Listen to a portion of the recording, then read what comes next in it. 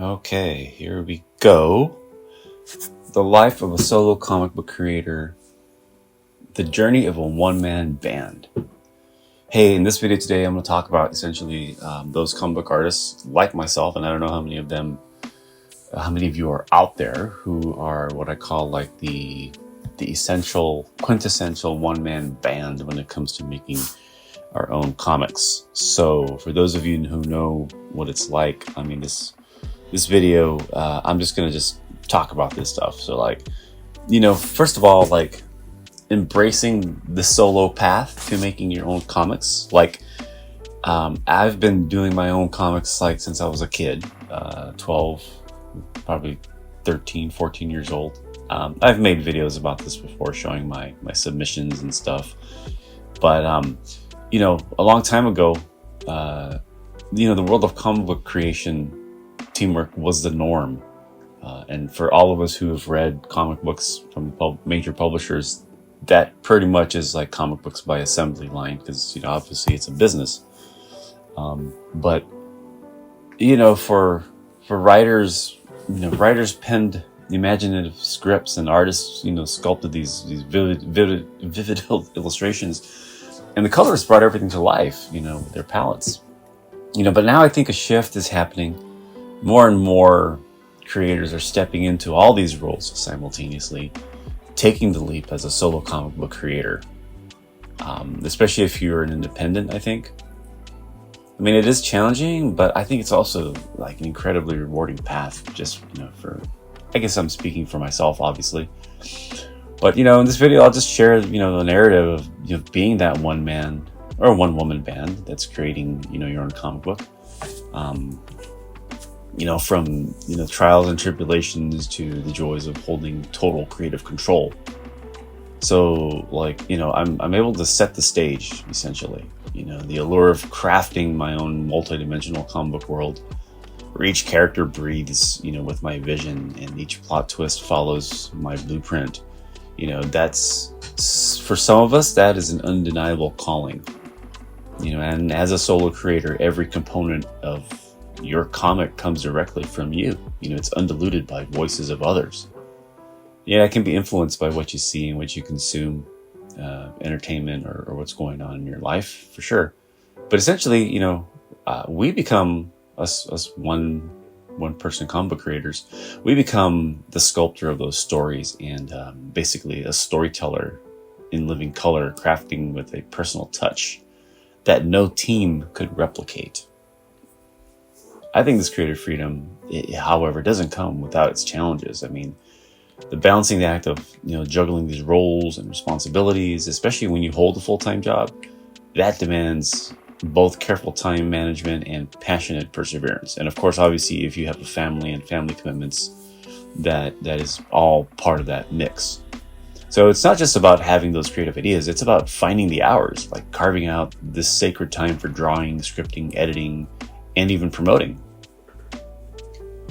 When it comes to the creative process, we us solo artists, maybe I shouldn't say solo artists, but us solo comic book creators, we need to have like a symphony of skills. Like when it comes to writing and story development, like initially, the writing process can seem like a solitary expedition into uncharted lands, man. I mean, it's, as a solo creator, I'm the guiding force behind the narrative arcs, character development, and the dialogue. So here, my imagination knows no bounds, and each character I create is like an extension of myself, offering the thrill of storytelling that's molded purely by whatever my creativity can muster or come up with. There's also, there's a methodological beauty to pouring out thoughts onto a blank page. Now, for me, because I am an artist first and not a writer necessarily, I tend to think from a framework of the visual and then moving into narrative. So that's just my own process and my flow. But essentially, that blank page, that's where possibilities abound and characters leap forth from mere ideas. And I'm not going to lie, there are times when I literally I've got my plot, but then I'm crafting on the fly. Like, it would be cool to do this in a sequence, for example, and then while I'm working on the sequence, an idea pops into my head, and then I will just literally pivot or shift and add that, which I hadn't thought of before, but it comes through the process of actual drawing. And you know, these ideas, they're not just driven just by plot, but by rich multi-layered personas. You know, I'll find myself not just a writer, but a world builder with the liberty to tweak every nuance, as I mentioned, and ensuring each storyline resonates with authenticity and excitement. I mean, that's my aim, and I'm constantly working on that when I can. And then as far as like the actual artwork and, you know, digging in and having time for these tasks, you know, that artistic creation, going from sketches to inks. I mean, if I back up just a little bit, you know, I do plot my stories and try to come up with sequences and the beats and whatnot. But once a story details unveil themselves, you know, the next step is to bring it visually alive through penciling.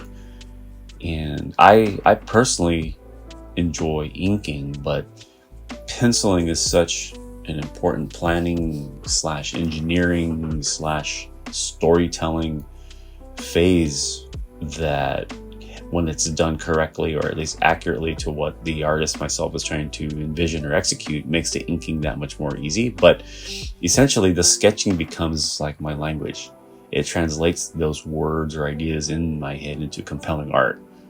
And each pencil stroke outlines the vision, capturing perhaps esoteric aesthetics of science fiction worlds or fantasy worlds, to the moody tones of noir mysteries, or, you know, the vibrant exuberance of superhero escapades. So whatever it is that you, as an independent solo one-person band, is trying to craft, that this is that stage. You know, the sketches, the thoughts, all the ugly artwork that's got to come out first. That's some critical stuff. So, you know, the transition from going from that penciler to an inker, it marks like an evolution from concept to clarity. And as I mentioned before, I love to ink. In fact, in this video, that's what I'm doing. This is my favorite stage, is inking. The inking, again, refines those rough sketched ideas, adding depth, contrast, and emotion. My hand becomes that tool of conviction, for selectively deciding what stands out and how it stands out as I ink. And again, as I'm inking this page here, this double page spread for my raw material comic book series, if I'm being honest, this is where my pure joy is. I've always wanted to be a painter. I think I've said this before, like painting, traditional painting. And I think inking, in the context of doing my comic book artwork, when I get to that inking phase, I kind of feel like I'm being a painter in some way. I don't know what it is. It's just, I guess, because when you're sketching or doodling or whatnot, coming up with the pencil artwork, again, that's very, as I look back now, it's very much, that's the crucial stage. That's like where the true director sits like in that penciling stage, storytelling stage. Like everything's got to be mapped out. Not necessarily to the finest detail. Again, it depends on what I'm drawing, but those broad strokes, how the pacing, how you get a reader's eye to flow from, you know, upper left. If this is an American style comic book, obviously reading top to bottom, left to right, how you get the reader's eye to flow from that first panel, say upper left of the page, moving across to the through the upper third of the page to the right, and then diagonal going down to the middle portion, second third of the page, and then so on and so forth, zigzagging through. How you do that, that's all stuff that in the penciling phase, we better have that figured out. So again, penciling is a critical stage, but inking is what I love to do. And then when it comes to moving beyond the illustrative parts of my comic, the drawing, the inking, then you've got to look at colors. So, you know, coloring, you know, going beyond the spectrum. And I say that because for me, coloring has always been, I like comic book colors. I like the fact that the final product from a consumer perspective should have that color. I think it's important in the marketplace. Personally, for myself, I think it just adds much more visual appeal. But right now, I am and have been for the last few years. I mean, there was an instance actually a few years back, many years ago, where I did hire, or I found someone to color my comic book, and it worked out, but in the end, it didn't work out. I'll just leave it at that. So that's the reason why I take to coloring my own comic books. And right now, there's so many tools available. I've mentioned this before. I use Procreate, although lately I've been going back to Photoshop for my coloring. I could color in both though, but essentially just to come back to, the coloring phase for us one person bands when it comes to making our comic books. The role of being a colorist does add that another layer of complexity to the entire process. But color can change the entire mood of a page. Don't get me wrong. I mean, warming up a hopeful scene or casting long dark shadows to highlight some somber moments. As the solo creator, I decide just how much saturation or subtlety each scene demands. Tailoring tonal elements to elevate the story's impact. And that's something I'm learning as well. I mean, this whole process has been learning from the time I started doing my own comics and then discovering online printers and stuff like that. It's an entire process, which that's probably an entire topic for a video on its own. Working with printers and the back end of the design stuff, laying out a comic book and stuff like that. But anyway, color theory and mixology become innate to myself. As I try to master the art of harmonizing these palettes to create or, elicit these emotional responses. Choices are mine alone as far as the colors, and each obviously will have a profound effect on the reader's journey through my comic book world. So coloring is one of those things that I try to think more and more of now as I do the comic book, and especially in the inking phase. How much do I actually have to put down on the page since I know that I will be coloring it? I think back in the day when you were doing newsprint comics, obviously there was a lot of things going on. There wasn't any digital stuff, right? I mean, if I'm not mistaken, I think a lot of the colors were actually handled by the printer. I mean, the comic book colors would create these color guides, and then this would be sent off to the printer to, create the screens or burn the plates with the percentages of the cyan, magenta, yellow, and black. And this is when they were printing on newsprint, different presses. But nowadays with digital and the advances in printing, whether it's digital or offset or some web press, it's just the myriad of colors allow you to probably do a lot more. But back in the day, the thought of making the artwork clear and legible from the storytelling perspective, but then also for coloring and production. I think back to those days, even though nowadays we have the ability to put down more color through digital printing, I still want to make sure that the artwork doesn't have to be as unnecessarily busier than it needs to be. And coloring plays a role in that. I can rely on the fact that I know how I want it to feel going through the penciling and inking stage. I'm able to do that and account for okay, this is inked, but I'm not going to add this particular detail because I'm going to do that in the coloring. That's one of the benefits, I think, of being this one person artist on my own comic book. So again, these are the things I think about when I'm inking. How can I incorporate color on the next stage to help create an overall product? Now let's talk about lettering. I actually enjoy lettering, but I'll tell you what, it is tedious. It is so tedious. I letter in Illustrator, and the reason why I do that is because I'm just I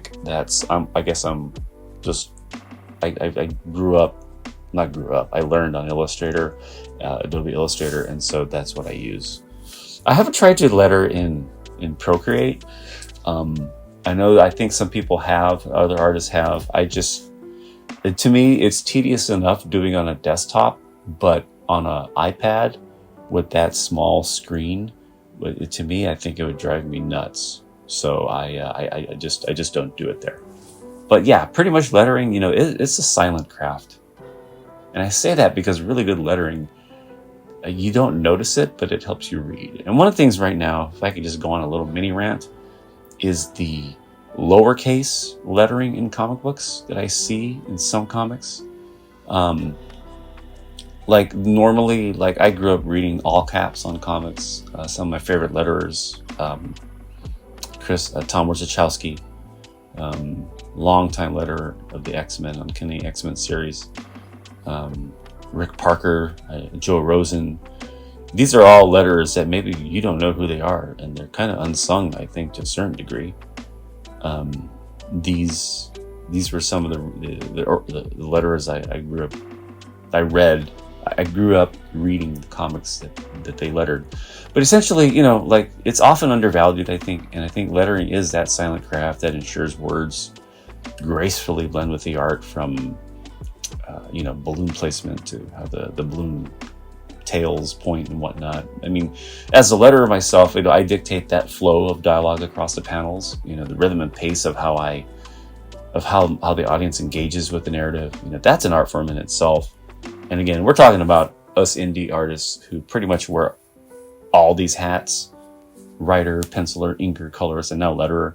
Again, lettering is an art form in itself, and it requires that balance between textual delivery and visual storytelling. So, good lettering never distracts, but it elevates the content. And so getting some good fonts. I've used a few of the Blambot fonts. I think that's Nate Picos. He's got some good stuff, especially if you're an independent comic book creator. You get some really good deals, I think. And then, of course, there's, I think, Comic Craft, which is Richard Starking's. Is it Richard Starking's? I'm not sure. Another excellent letterer. But beyond all those creative aspects and all those elements, then there's you got to wear that business hat, and the artistic journey represents only half of this endeavor. So navigating the business side involves transforming into a web designer, a marketer, and somewhat of a sales strategist. The business part of it, again, all those things I mentioned, being online, being a web designer, and social media, this all constitutes that online presence, right? What does my digital domain look like? A well-designed website becomes like essentially an extended portfolio and a central hub for your creations. It's your literal domain to showcase works in progress, your finished comics, online web comic. Like my comic book, The Realm Ethereal, is not necessarily a web comic, but I put the pages up to be consumed on the web. But essentially, I'm putting up the finished comic book artwork, right? And to a certain degree, to add to that, certain amount of merchandise. Like my website, I've got some desk mats and I think some drawstring bags. Merchandise would include the comic books themselves, obviously. Consider turning your web space, into like an interactive experience with behind-the-scenes content, character backstories, maybe even special features that draw readers deeper into your world.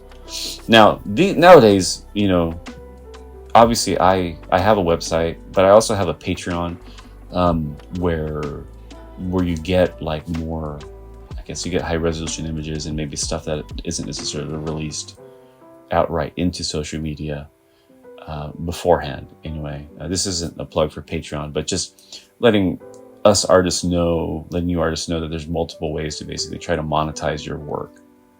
And Patreon is kind of like one of those subscription pay to play or pay to see exclusive content. Now, all of that is going to dovetail with, building a digital community, which gets into the larger social media presence. So again, social media obviously serves as that megaphone for my comic book's voice and my work. The ability to connect with fans, as I have here on YouTube, actually, as I've slowly been growing my followers here, or viewers, I should say, subscribers or whatnot, getting feedback or just encouragement, sharing, kind of like what I'm sharing here. I'm just essentially sharing my creative journey as I play this time lapse in the background. It's hopefully like an arena of constant interaction where us, savvy creators can cultivate communities, engage audiences, and spread the word about our upcoming releases. To those who are interested in it. Navigating all these social networks, whether it's Instagram, Twitter, or Facebook, or like I mentioned, Patreon. I mean, it effectively requires a mix of skillful content creation. We're not even talking about video editing, and cameras and setup in like my studio here, like just the setup alone as you're watching this time lapse overhead, the camera and the rigs and stuff.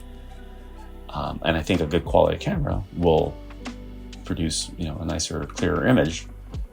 All of these things, tied in with strategic timing and obviously genuine enthusiasm.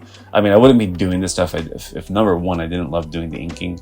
But then I also realized I've got to put on this social media hat, and this is how we independents promote, right?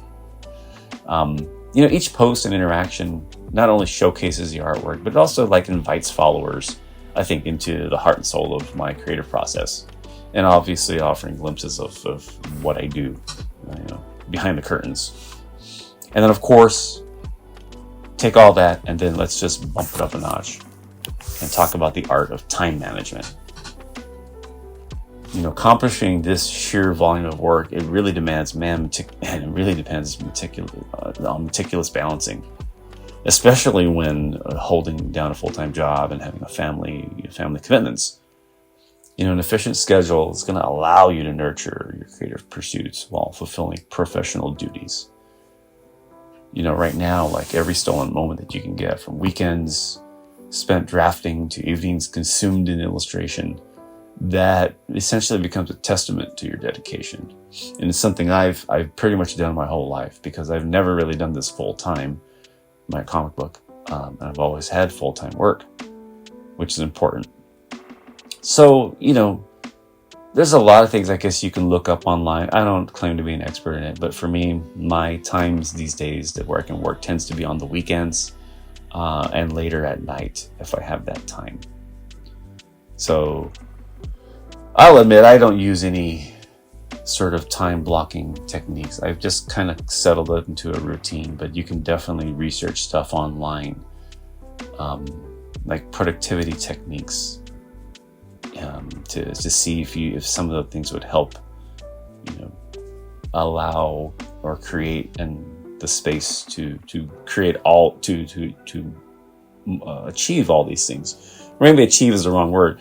To schedule and work on the process here for our comic books. So all of that being said, with all the work that goes into the creative, that goes into the business, that goes into like administrative stuff, I still got to revel in the full creative control that this entire process affords me. Owning the entire creative and commercial process does feel overwhelming, but it's a rarity worth cherishing. I mean, the experience develops resilience and self-sufficiency.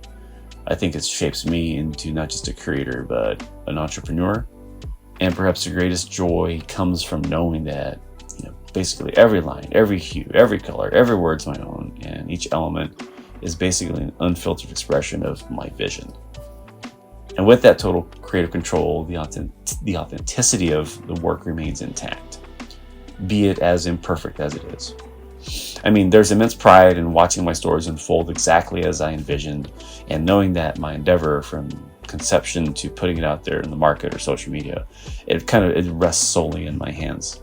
And each success heavily earned becomes far sweeter. Every lesson learned gains significance as a building block for any future endeavors. So, the path of a solo comic book creator, it's one, obviously, it sounds cliche, but it's paved with challenges, but it is punctuated by some pretty cool victories here and there, small ones, or progress, or just learning. For those of us who dare to walk it, I mean, the journey, I think it promises enrichment and artistic growth and the evolution of storytelling mastery, which right now, like, that's really what I'm after.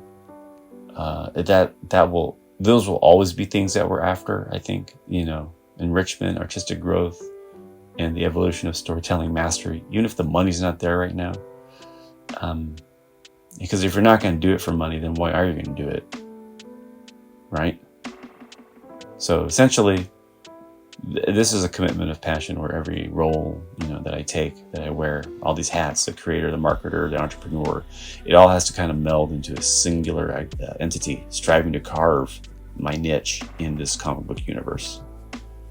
And so, the narratives that are spun by us solo creators are pretty much testaments to our enduring spirits and our unyielding dedication to echoing, the same traits that define these iconic characters, whether, these heroes and heroines. So to all the aspiring comic creators embracing the solo path, are these one-person bands, quote unquote. Yeah, I mean, man, may you just, continue to relish the autonomy and navigate the challenges with, as much enthusiasm and excitement as you can, and just, continue to enjoy the crafting of the worlds that inspire readers, across, I was going to say across the globe, but at least right now, I guess, on the internet, wherever and however people find your work. Anyway, that's all I got for today in this video here. If you liked this video, give it a like.